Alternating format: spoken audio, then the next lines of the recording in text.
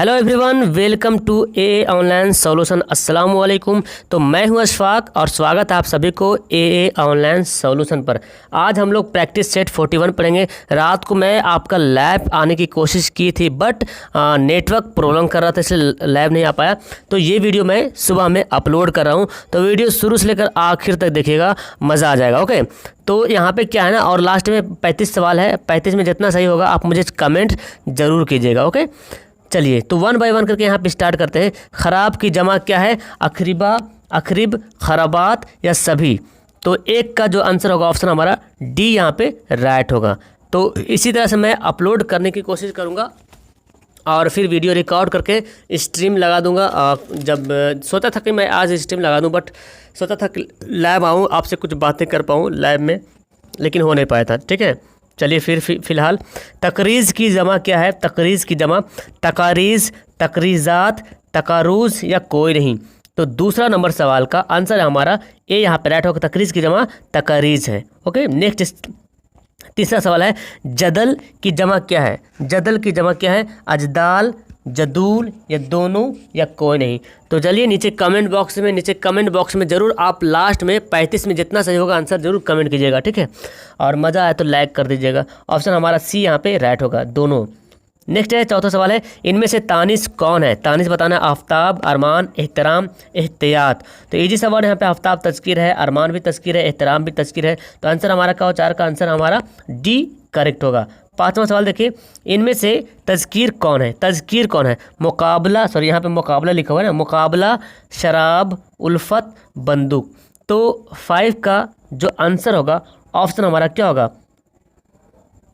Okay, तो 5 यहाँ देख रहे हैं, मुकाबला यहाँ पे राइट आंसर होगा। शराब तो तस्कीर तानिश है, उल्फत भी और बंदूक भी, और आंसर हमारा क्या होगा? ए यहाँ पे राइट होगा जी। तो आप कोशिश ये कीजिए कि आप एक कॉपी में जो मैं प्रैक्टिस सेट बता रहा हूँ उसको अलग से कॉपी में प्रैक्टिस सेट नंबर डाल करके आंसर जरूर नोट कीजिए, बिकॉज मैं जो PDF अपलोड करूँगा उसमें आंसर नहीं दिया हुआ रहेगा। तो मैं ये चाहता हूँ कि कम से कम आप मेरी वीडियो एक बार ज़रूर देखिए और आंसर उससे नोट कीजिए।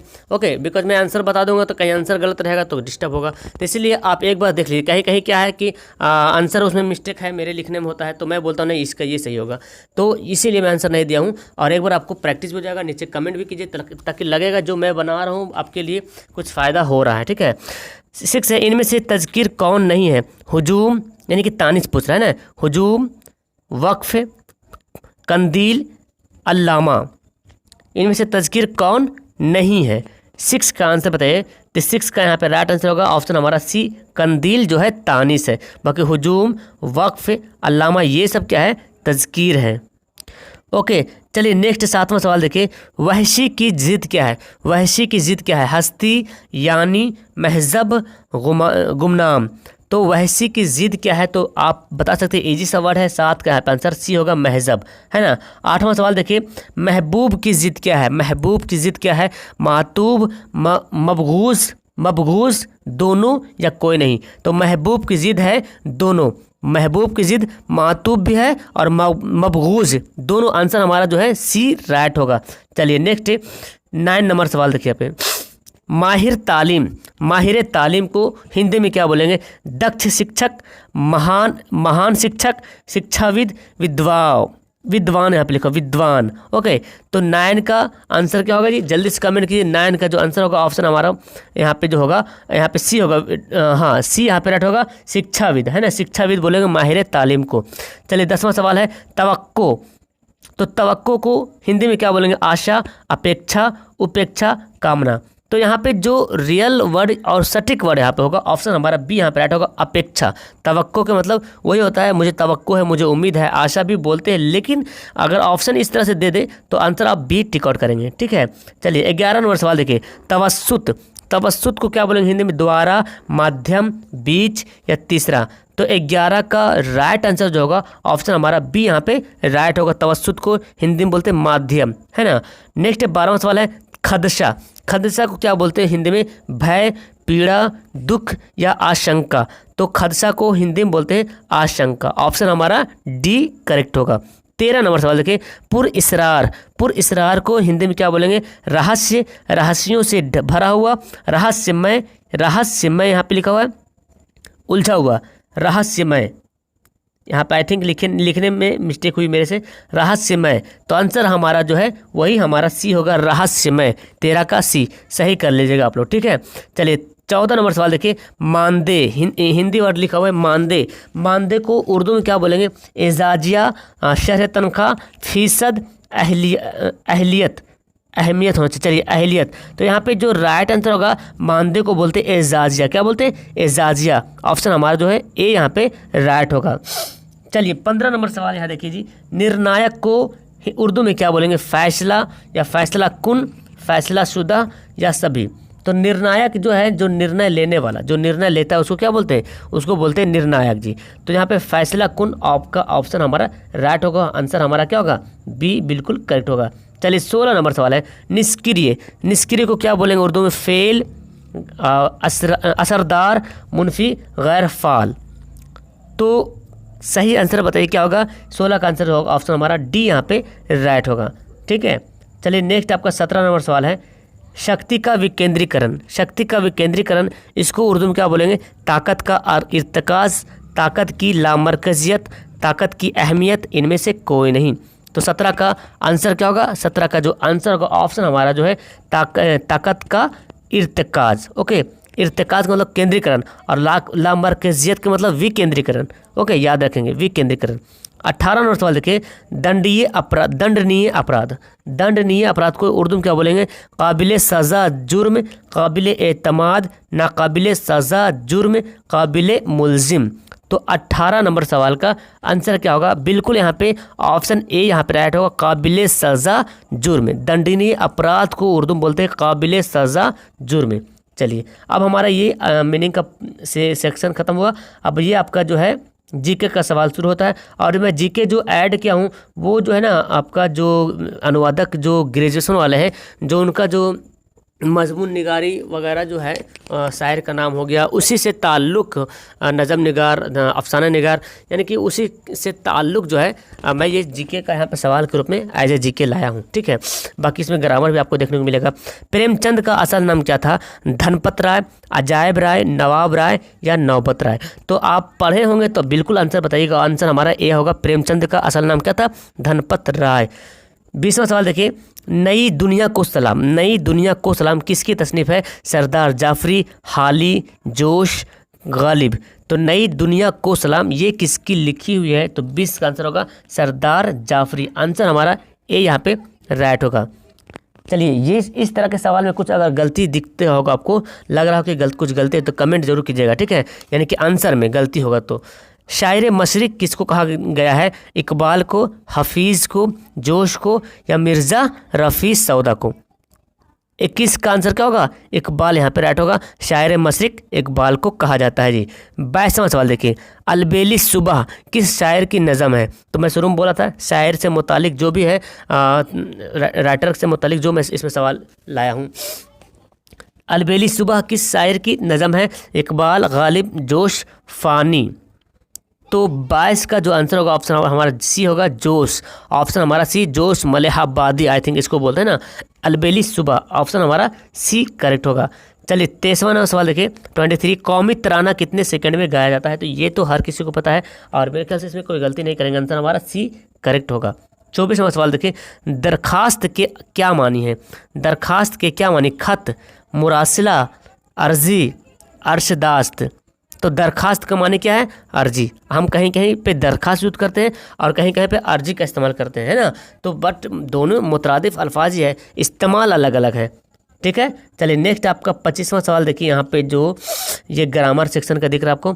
मसनवी किसे कहते हैं? मंजूम, किस्सा बयान करना, नसरी दास्तान पेश करना, हिकायत, बायात गुफ्तन, किसी की मदह करना। तो मसनवी किसे कहते हैं ये आपको बताना है। तो 25 का जो राइट आंसर होगा ऑप्शन हमारा ए होगा, मंजूम किस्सा बयान करना। मंजूम किस्सा बयान करना आंसर हमारा ए करेक्ट होगा। 26 नंबर सवाल देखिए, फजाइया या निदाइया की अलामत क्या है?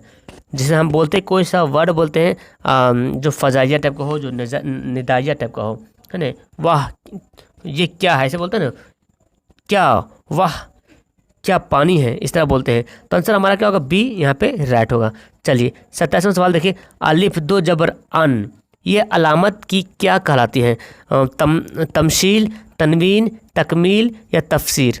तो 27 का जो आंसर होगा क्या होगा? ऑप्शन हमारा बी होगा तनवीन। ये जो 2 जबर है, अलिफ 2 जबर अन, बे 2 जबर बन, तो आए तो जानते होंगे आप लोग। चलिए 28 सवाल है, नज़म की लगवी मानी क्या है? लगवी माना यहाँ पे देखिए छूट गया लिखने से। नज़्म के लगवी माना क्या है?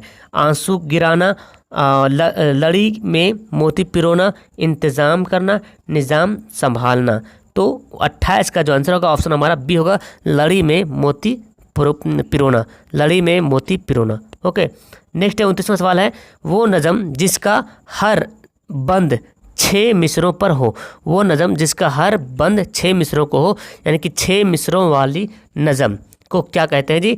तो आंसर क्या होगा? ऑप्शन हमारा सी होगा, मुसद्दस। क्या कहते हैं? मुसद्दस। आंसर हमारा सी होगा। अब आपका यहाँ पे ट्रांसलेशन है, तो देख सकते हैं यहाँ पे कि जब लाइव नहीं चलाते हैं और डायरेक्ट यहाँ पे सवाल आपको लाते हैं तो बहुत कम समय में वीडियो जो है कंप्लीट हो जाता है और आपका टाइम भी बच जाता है। बट लाइव आने से क्या होता है, कॉन्फिडेंस बढ़ता है। वहाँ पे सारे लोग कमेंट करते हैं चैट में और लगता है एक दूसरे से कंपीट करते हैं कि हाँ मेरा सही है, मेरा सही है ना। लेकिन यहाँ पे तो कुछ पता नहीं चलता है। तो मैं कोशिश करूँगा लाइव आने के लिए, है ना, नेट चले तो। 30वां सवाल है, बाल कल्याण सरकार की प्राथमिकता है। बच्चों की फलाह सरकार की तरजीहात शामिल है। फलाह इत्फाल सरकार की तरजीहात में शामिल है। फलाह इत्फाल सरकार की तरजीह है। फलाह इत्फाल हुकूमत की तरजीह है। तो 30 का राइट आंसर क्या होगा? ऑप्शन हमारा डी होगा, फलाह इत्फाल। देखिए सरकार को सरकार यहाँ पे लिख दिया गया, हुकूमत तो यहाँ पे राइट आंसर होता, हुकूमत बोलते ही उर्दू में, तो आंसर हमारा डी करेक्ट होगा। और दूसरी बात तरजीह होना जरूरी है। नेक्स्ट 31 है, जनगणना आरंभ होने वाली है। आवाम की गिनती शुरू होने वाली है। आबादी की गिनती आगाज़ होने वाला है। आबादी के शुमार का आगाज़ होने वाला है। मरदुम शुमारी शुरू होने वाली है। तो मरदुम शुमारी के मतलब होता ही है जनगणना, तो आंसर हमारा क्या होगा? डी करेक्ट होगा। नेक्स्ट देखिए 32 नंबर सवाल यहाँ पे है, जमाखोरी में मूल्य में वृद्धि होती है। जमाखोरी बोलते हैं जी ब्लैक मार्केटिंग, लेकिन इसका उर्दू वर्ड यहाँ पे इस्तेमाल किया गया है, तो ये आपका राइट होगा। तो जमाखोरी में से मूल्य में वृद्धि होती है, तो ज़ख़ीरा अंदोजी यही होता है आपका जमाखोरी की करेक्ट उर्दू, ज़ख़ीरा अंदोजी यानी कि जमाखोरी। हालांकि ब्लैक मनी उसी को बोलते हैं, जमाखोरी ब्लैक मनी, जो एक जगह से मतलब ब्लैक मनी, जो फालतू का जो नाहक का पैसा जमा हो, ब्लैक मनी बोलते हैं उसको।